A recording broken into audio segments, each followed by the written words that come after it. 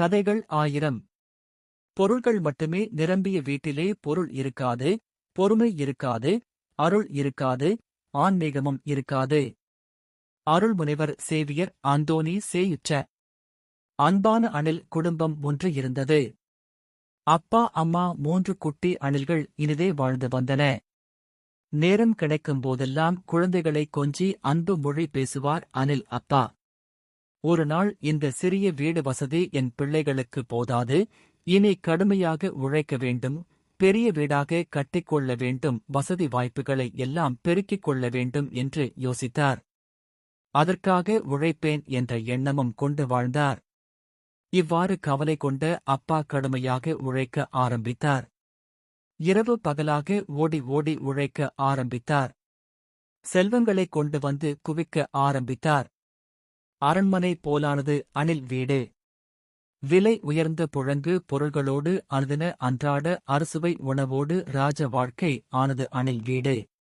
ஆனால் முன்பு போல் இல்லை அணில் அப்பா. அம்மாவிடம் அன்பு காட்டுகிறது இல்லை.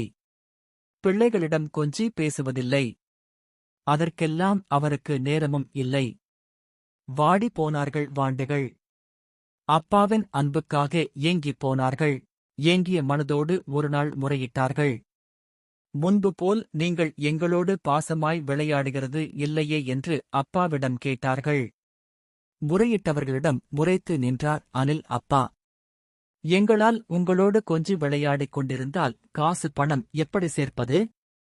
இது செயற்கை நுண்ணறிவு காலம்.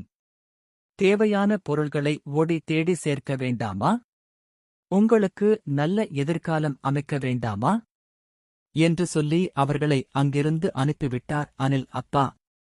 கத்தி விரட்டிய களைப்பில் தொங்கிப் போனார் அப்பா. கூடி பேசின குஞ்சுகள் முடிவெடுத்தன. அம்மாவிடம் போய் நின்றன. தங்கள் கோரிக்கையை முன்வைத்தன. அம்மா, அவர் எவ்வளவோ பொருள்களை வாங்கி வந்து குவிக்கிறார்.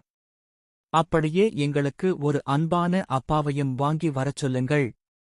பொருள்கள் மட்டுமே நிரம்பிய வீட்டிலே பொருள் இருக்காது, பொறுமை இருக்காது, அருள் இருக்காது, ஆன்மீகமும் இருக்காது. வசதியான அப்பா, அன்பான அப்பா, இதில் எதற்காக உன் வீட்டில் அதிக ஓட்டம்?